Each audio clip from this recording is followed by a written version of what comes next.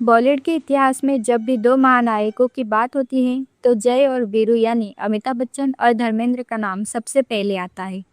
एक तरफ वो अभिनेता है जिसे दुनिया सदी का महानायक कहती है और दूसरी तरफ वो हिम है जिसने बॉक्स ऑफिस पर हिट फिल्मों की ऐसी जड़ें लगाई कि आज के सुपरस्टार्स भी पानी भरे। लेकिन यहाँ एक ऐसा पेचीदा सवाल खड़ा होता है जिसे सुनकर आप भी हैरान रह जाएंगे। अगर मैं आपसे कहूँ कि धर्मेंद्र की हिट फिल्मों की संख्या अमिताभ बच्चन से कहीं ज़्यादा है, तो क्या आप यकीन करेंगे? जी हाँ, ये सच है।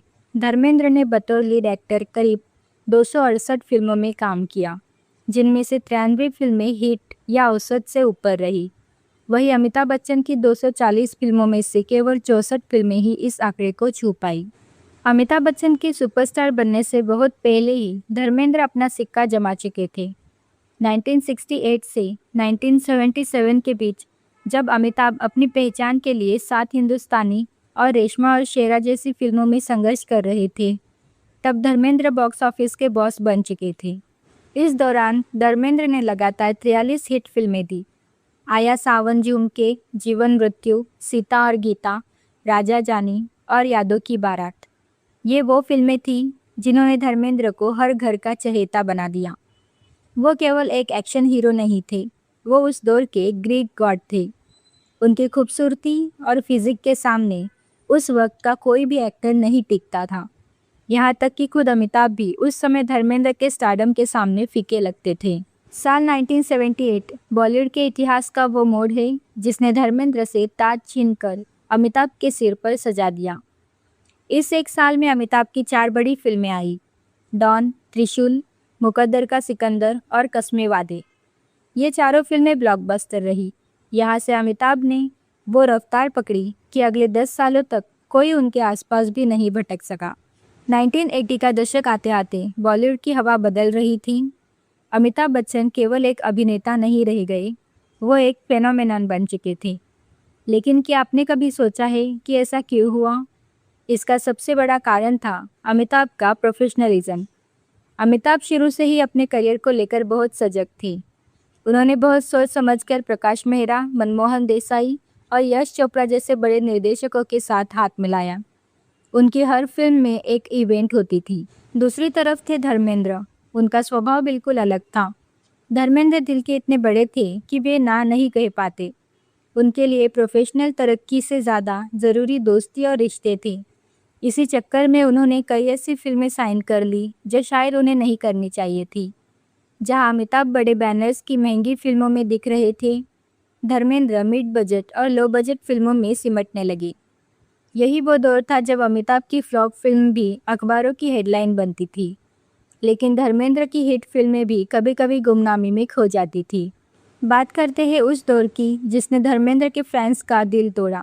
1980 के अंत और 90 के दशक की शुरुआत में धर्मेंद्र बी ग्रेड फिल्मों के जाल में फंस गए।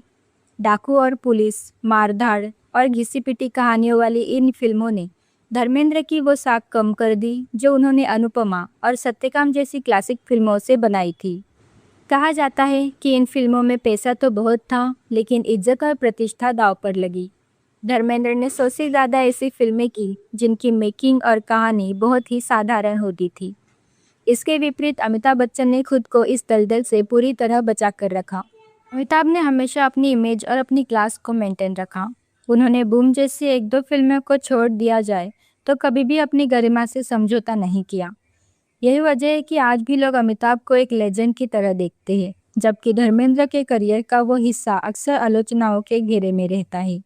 अमिताभ बच्चन का युवाओं पर जो असर था वो जादुई था। उस दौर में हर लड़का अमिताभ जैसा हेयर स्टाइल रखना चाहता था और उनकी हर तरह बेल बॉटम पैंट पहनना चाहता था। उनका गुस्सा, उनकी आवाज़ और उनका बोलने का अंदाज एक ब्रांड बन चुका था। धर्मेंद्र भी बेहद हैंडसम थे। उन्हें बॉलीवुड का ग्रीक गॉड कहा जाता था, लेकिन युवाओं पर वो ट्रेंड सेट करने वाला असर धर्मेंद्र का नहीं हो पाया। शारीरिक बनावट के मामले में धर्मेंद्र से प्रेरणा लेने वाले युवा बाद में संजय दत्त या सनी देओल की ओर मुड़ गए। अमिताभ ने खुद को वक्त के साथ बदला। उन्होंने अपनी फ्रेंच कट दाढ़ी और पावर स्पेक्स के जरिए बुढ़ापे में भी खुद को इतना स्मार्ट और प्रेजेंटेबल दिखाया कि आज की पीढ़ी भी उनके साथ कनेक्ट है। बच्चन ने अपने करियर में रिकॉर्ड तोड़ सफलता के साथ साथ रिकॉर्ड तोड़ अवार्ड्स भी जीते। उनके पास 4 नेशनल अवार्ड्स और 15 से ज़्यादा फिल्म फेयर अवार्ड्स हैं।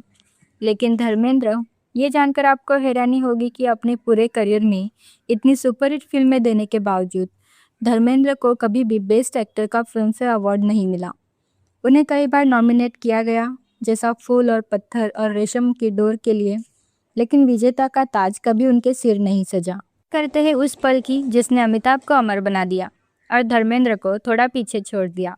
साल 2000 में जब अमिताभ बच्चन आर्थिक तंगी से गुजर रहे थे, तब उन्होंने कौन बनेगा करोड़पति साइन किया। इस एक शो ने अमिताभ को हर घर के ड्राइंग रूम तक पहुंचा दिया। आज का युवा भी अमिताभ को वैसे ही पहचानता है जैसे 70 के दशक का युवा। धर्मेंद्र इस मामले में थोड़े पीछे रह गए। वो सोशल मीडिया पर सक्रिय हुए भी तो बहुत देर से।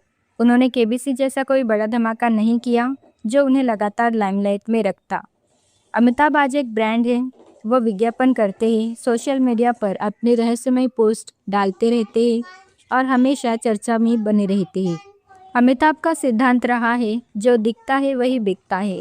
वही धर्मेंद्र ने अपनी सादगी और अपने फार्म हाउस की शांति को चुना, जिससे उनकी ब्रांड वैल्यू उस स्तर पर नहीं पहुंच सकी। तो आज के इस पूरे विश्लेषण के बाद हम किस नतीजे पर पहुंचे? आंकड़ों की बात करें तो धर्मेंद्र एक बड़े क्राउड पुलर और हिट मशीन थे। उनके पास अमिताभ से ज़्यादा हिट और सोलो फिल्में हैं। लेकिन अगर हम स्टार पावर, प्रभाव और लंबे समय तक टिके रहने वाले कला की बात करें तो अमिताभ बच्चन का कोई मुकाबला नहीं। अमिताभ एक ऐसे खिलाड़ी निकले जिन्होंने वक्त के साथ अपनी चाल बदली, जबकि धर्मेंद्र एक सीधे साधे इंसान रहे जिन्होंने अपनी शर्तों और अपनी दोस्ती पर जिंदगी जी। धर्मेंद्र को जनता का प्यार ज़्यादा मिला तो अमिताभ को जनता का सम्मान और रुतबा।